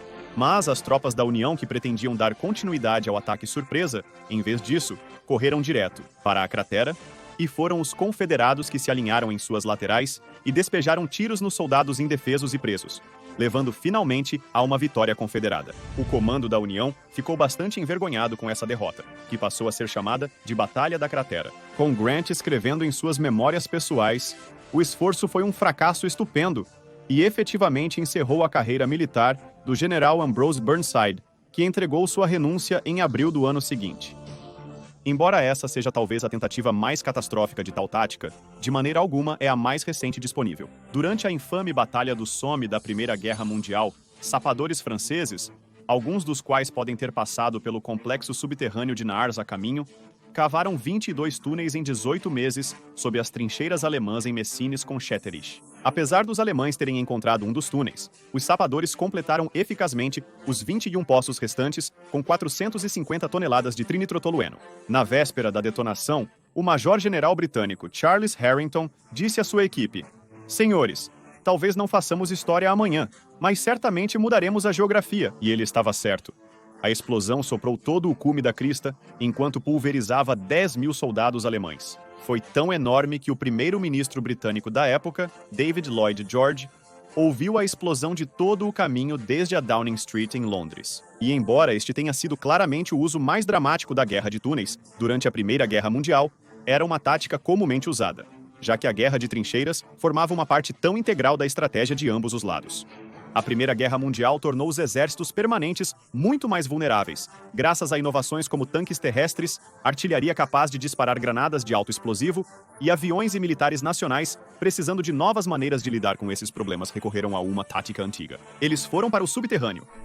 Os franceses gastaram 9 bilhões de dólares construindo uma série de túneis de 280 quilômetros conectados a uma ferrovia a diesel para transportar soldados, suprimentos e munições com segurança ao longo das frentes. Chamada de linha Maginot, era uma construção tecnicamente inteligente, mas os franceses estavam atrasados em seu uso. Quando os alemães atacaram aéreamente com a tática de Blitzkrieg, as defesas francesas se mostraram inúteis, quase perdendo a guerra antes que os milhares de soldados subterrâneos pudessem disparar um tiro sequer. Em 1941, quando o Blitzkrieg havia devastado as frentes de batalha ocidentais e abalado profundamente o mundo, os americanos estavam experimentando túneis nas Filipinas, na ilha Corregidor, na Baía de Manila. Construíram um túnel de 253 metros, com 7,3 metros de largura e 5,5 metros de altura, para abastecer um complexo de posições de artilharia talhadas em rocha sólida. Também havia 24 túneis laterais para armazenamento nos quartéis das tropas. Este foi o túnel onde o general americano Douglas MacArthur e sua equipe, juntamente com o presidente filipino Manuel Quezon, se refugiaram durante a invasão japonesa da ilha de Luzon em dezembro de 1941. Infelizmente, como a linha Maginot, logo antes dela, o túnel Malinta, como era chamado, acabou sendo mais uma armadilha do que uma fortaleza. Ele estava isolado e inútil no novo ambiente de guerra móvel que definiu a Segunda Guerra Mundial. Assim como a linha Maginot, esses dois locais hoje são atrações turísticas, que mais do que exibir as conquistas técnicas e a perspicácia de engenharia dos líderes militares da época, simbolizam a tolice militar e o atraso. Algumas escavações na Segunda Guerra Mundial foram um tanto eficazes. No início da Guerra Sino-Japonesa, 1937-1938, os japoneses enfrentaram intensas escavações chinesas em torno da aldeia de Hanzhuang, na província de Hebei. Quase 15 quilômetros de túneis foram cavados entre as casas e ligados a buracos de raposa no campo de batalha, permitindo que soldados chineses emboscassem os japoneses pela retaguarda. As entradas e saídas dos seus túneis foram habilmente escondidas em casas e poços, tornando seus esforços de guerrilha muito eficazes inicialmente. Quando os japoneses finalmente perceberam, começaram a encher os túneis com água e gás venenoso. Mas os chineses usaram táticas avançadas para se manterem à frente. Eles instalaram sistemas de filtragem que drenavam a água e o gás e prolongavam sua guerra de gato e rato com os japoneses, se apenas os romanos tivessem acesso a tal tecnologia na luta contra os persas e os gregos. Os japoneses foram e usaram essa técnica avançada contra os fuzileiros navais à medida que a Segunda Guerra Mundial avançava, conectando bunkers e posições ocultas em uma elaborada rede de túneis. Primeiro na ilha de Peleliu e depois em Iwo Jima, onde transformaram uma montanha inteira, o Monte Suribachi, em um literal favo de mel de túneis, e bunkers revestidos de concreto, com várias saídas para que os fuzileiros navais, que limpavam uma extremidade dos túneis, de repente se encontrassem sendo atacados pela retaguarda. Para os americanos, limpar os japoneses dos túneis era um trabalho letal e horrível. Devido às regras de engajamento que proíbem o uso de gás venenoso, os fuzileiros navais americanos tiveram que operar com granadas de mão, lança-chamas e cargas explosivas. Em Peleliu, os americanos sofreram o dobro de baixas, principalmente por causa dos túneis, em comparação com os fuzileiros navais que lutavam nas proximidades em Tarawa. Quanto àqueles em Iwo Jima, eles ainda estavam limpando os túneis 2 meses depois que a ilha havia caído sob o controle americano. Isso marca, de certa forma, o início do longo legado do século XX da Guerra Assimétrica, que vamos abordar em apenas um minuto. Ao infligir o maior número possível de baixas, os japoneses tornaram o caminho americano para a vitória o mais lento, doloroso e caro possível, e ajudaram a dissuadir uma invasão em grande escala das ilhas natais do Japão. Mas, no final, os americanos recorreram a uma tática que colocaria um fim rápido na guerra e inauguraria uma nova era de preocupações subterrâneas, a bomba atômica. Com a dramática abertura da era nuclear, as principais potências de todo o mundo se apressaram em criar novos meios de proteger as cadeias de comando e os poderes de emergência políticos. Os militares cavaram mais fundo no subsolo para se proteger de ataques nucleares. Os Estados Unidos da América construíram abrigos à prova de bombas nucleares por todo o país, um dos quais era uma rede de túneis de 5 acres enterrada a mais de 1 milha de profundidade no granito sólido da montanha Cheyenne, Colorado, que hoje abriga o Comando de Defesa Aeroespacial da América do Norte, e 36,5 metros abaixo da Casa Branca. O Centro de Operações de Emergência Presidencial foi construído, embora, até hoje, nenhum dos dois tenha sido realmente testado. No Reino Unido, um complexo subterrâneo de 35 acres foi construído 31 metros abaixo da vila de Corsham, a partir de uma série de túneis existentes e pedreiras para os principais membros do governo britânico se refugiarem em caso de um aviso de ataque nuclear. Hoje é conhecido como Bunker Burlington. Nem 10 anos depois, os chineses optaram pela mesma medida de segurança, mas adicionaram um pouco de estilo ao seu trabalho. Chamado de Dixiacheng, ou a cidade subterrânea de Pequim, o local escavado à mão supostamente é capaz de abrigar 1 milhão de pessoas por até 4 meses. Consiste em salas e túneis, à prova de precipitação nuclear, que se estendem subterraneamente por uma área de várias dezenas de milhas quadradas, com alguns corredores grandes o suficiente para tanques passarem e alguns espaços destinados a preservar o funcionamento social também, como escolas, hospitais, celeiros, restaurantes e até uma pista de patinação e um cinema com 1000 lugares. Hoje, esses túneis em decadência ainda existem e nunca foram realmente utilizados. Não é surpresa que os chineses tenham empreendido uma aventura subterrânea dessa escala, considerando as táticas que já haviam usado durante a Segunda Guerra Sino-Japonesa. Mas isso não foi tudo. Na Guerra da Coreia do início dos anos 1950, as forças norte-coreanas e chinesas revolucionaram tanto a escala quanto a sofisticação da guerra subterrânea para evitar o poder aéreo americano. Eles construíram fortificações subterrâneas tão extensas que para cada milha de frente militar na superfície, havia 2 milhas de túneis subterrâneos, que somavam mais de 483 quilômetros de túneis. Construídos essencialmente por prisioneiros, mais de 70 milhões de pés cúbicos de rocha foram retirados para abrigar e ocultar milhares de soldados, suprimentos e baterias de artilharia inteiras. Estas poderiam ser rapidamente posicionadas para atacar a Coreia do Sul ou as forças da Organização das Nações Unidas e igualmente rapidamente recolhidas. Como você pode ver, os comunistas do século XX se ajudavam de todas as maneiras possíveis, desde a mão de obra direta até as lideranças táticas e estratégicas. Por isso é bastante natural que a escavação de túneis fosse usada pelos combatentes comunistas Vietcong na Guerra do Vietnã. Mas, embora os túneis do Vietcong não fossem tão massivos quanto a versão norte-coreana, eles eram igualmente mortais e difíceis de lidar, e permitiram que a guerra de guerrilha continuasse por anos contra inimigos muito mais numerosos e poderosos. Os túneis de Cu Chi, próximos a Saigon, foram o maior complexo subterrâneo usado na guerra, e começaram durante a insurgência comunista do Vietnã contra o exército colonial francês na década de 1950. Os túneis se estendiam por cerca de 321 quilômetros em direção à fronteira com o Camboja e continham unidades de armazenamento de munição, quartéis, oficinas, cozinhas, hospitais e até teatros, já que até a propaganda precisava ser levada para o subterrâneo. No início, o Exército dos Estados Unidos da América não tinha ideia de tudo isso. Em 1966, um acampamento base de 1.500 acres para 4.500 soldados foi construído diretamente sobre os túneis de Sooty. Logo, guerrilheiros vestidos de preto começaram a organizar ataques à base, surgindo sob o manto da noite para explodir aviões e roubar armas e outros equipamentos, incluindo até um tanque em um determinado momento. Então, os americanos declararam Sooty uma zona de fogo livre e bombardearam a superfície sobre os túneis com artilharia, bombas e napalm. Porém, isso não afetou os guerrilheiros, que apenas aguardaram o bombardeio e se aprontaram para um novo ataque. E de acordo com um historiador, foi ainda mais longe do que isso. Alega-se que os túneis facilitaram tanto a infiltração no exército dos Estados Unidos da América que, em um determinado momento, todos os 13 barbeiros da base eram membros do Vietcong. Finalmente, um engenheiro australiano revelou ao exército dos Estados Unidos da América que os túneis sob a base eram muito mais extensos do que eles haviam imaginado anteriormente. E os americanos perceberam que precisavam mudar sua estratégia para se manterem na guerra. Foi assim que começou o legado dos ratos de túnel. Os ratos de túnel, lutadores destemidos e temíveis, eram uma mistura de australianos, americanos e neozelandeses que realmente se espremiam nos túneis, através de buracos com pouco mais de 2 pés de largura, o mesmo que as saídas dos túneis Erdsäl, armados geralmente com nada mais do que uma pequena pistola, algumas granadas e uma lanterna. O que eles encontraram e lutaram contra era o pesadelo de qualquer soldado. Era um vasto labirinto de túneis de comunicação que levavam a várias cavernas e grutas construídas em 4 níveis diferentes, e estas estavam cheias de armadilhas, cobras, escorpiões, hordas de morcegos e ferozes lutadores do Vietcong. Nestas condições apertadas e totalmente escuras, eles tentaram limpar o complexo de Cu Chi por dentro, enquanto os bombardeiros B-52 americanos atacavam os túneis de cima tentando desmoroná-los. Na Operação Chi, cerca de 12 mil combatentes do Vietcong foram mortos.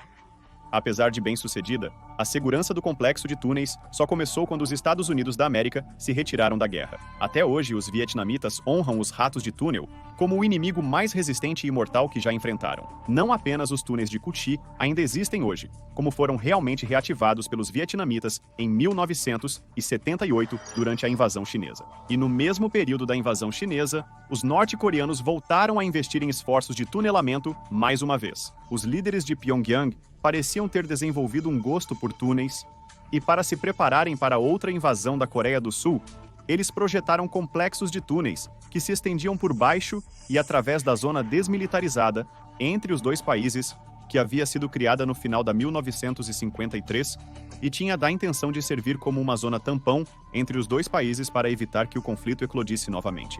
Entre 1974 e 1990, autoridades da Coreia do Sul descobriram 4 grandes túneis da Coreia do Norte sob a fronteira. Cada túnel estava a mais de 91 metros no subterrâneo, medindo 2 metros de altura e largura suficiente para 3 soldados norte-coreanos marcharem juntos. Em outras palavras, grande o suficiente para uma divisão completa de tropas norte-coreanas. Cerca de 10 mil soldados passarem a cada hora. Isso foi compreensivelmente alarmante para os sul-coreanos, que descobriram que um túnel se esvaziava a apenas 48,3 quilômetros de Seul, a capital da Coreia do Sul. Embora os sul-coreanos tenham fechado os túneis à medida que os encontravam, e encontraram o último em 1991, fica a dúvida de quantos desses túneis podem permanecer não descobertos, ou até que ponto os norte-coreanos podem ter ido para permanecerem subterrâneos, indetectáveis e preparados para atacar. Essa é a paisagem da guerra hoje, com o complexo de túneis subterrâneos sendo um método especialmente popular para estados párias e movimentos insurgentes como a Al-Qaeda e, mais recentemente, o Estado Islâmico do Iraque e da Síria. Sabe-se que o último esconderijo e fortaleza da Al-Qaeda, no Afeganistão, era um complexo de cavernas e túneis, em Tora Bora, e os combatentes do Estado Islâmico do Iraque e da Síria cavaram enormes redes de túneis sob as cidades e atravessaram fronteiras como parte de sua guerra assimétrica, travada contra as forças armadas convencionais. Os sistemas de túneis possibilitaram movimentação furtiva, ataques rápidos e fuga da captura, assim como o Vietcong e as tribos germânicas contra os romanos fizeram há muito tempo. Durante a Batalha de Mosul em 2016-17, as tropas iraquianas e as forças curdas Peshmerga descobriram que a estrada para a cidade havia sido completamente perfurada por túneis, muitos dos quais estavam armadilhados. E a cidade de Mossul tinha sob ela uma extensa rede de túneis e bunkers que os combatentes rebeldes usavam para recuar, controlar drones para a coleta de informações e identificar a localização das tropas inimigas sem o risco de detecção estrangeira.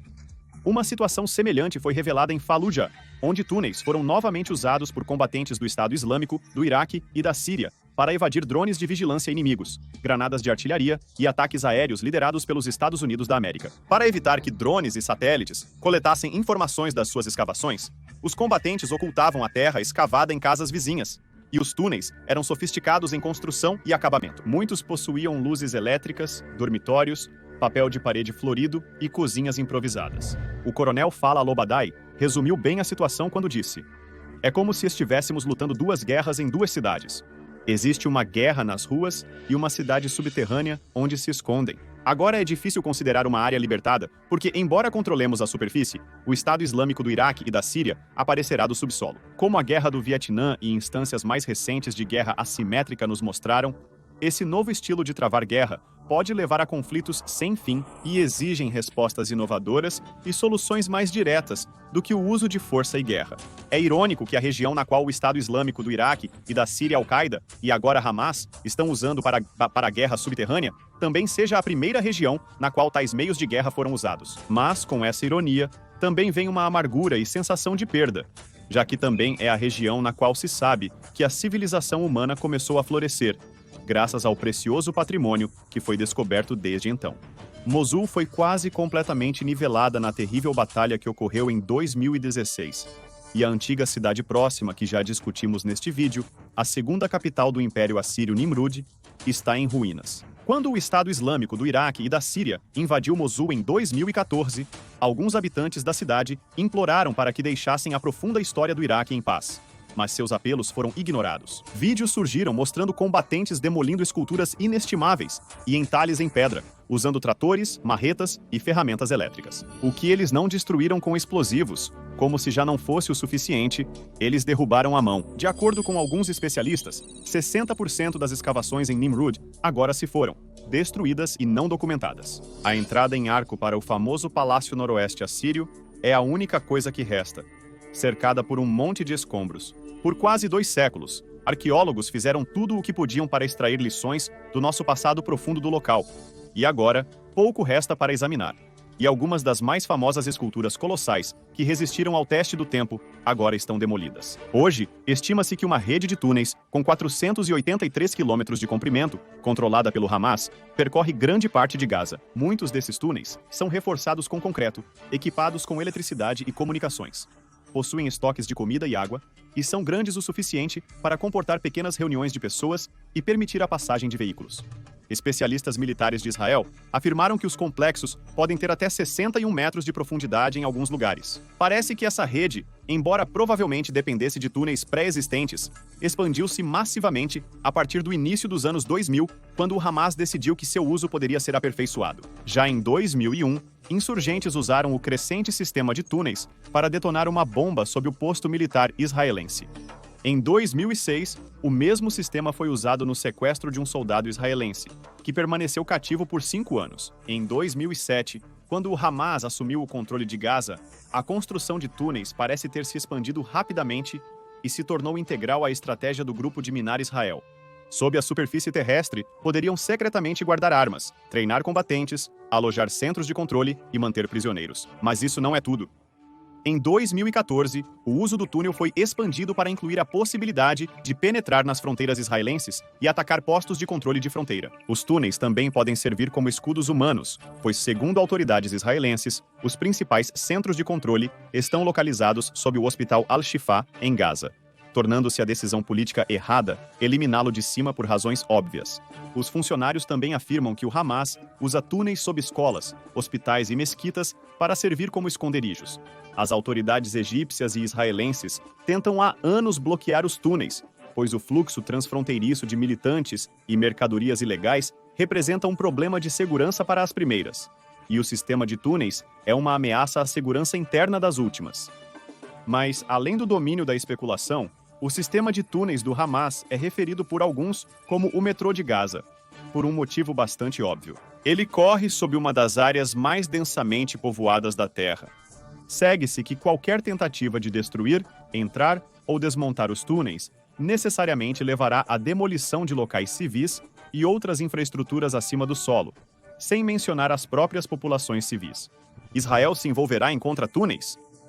Eles vão inundar os túneis, arriscando o colapso da infraestrutura civil em Gaza? Ou essa guerra, como tantas outras em que túneis foram usados, continuará indefinidamente sem fim à vista? Só o tempo dará respostas a essas perguntas. Mas o que podemos ter certeza, no mínimo, é que enquanto houver humanos para resistir e terra sólida sob nossos pés para nos apoiar, a mineração subterrânea, juntamente com grandes inovações, sempre será possível. É uma das possibilidades mais básicas de ser desperdiçada, explorada ou usada contra você em nossa longa, ou talvez bastante curta, história humana.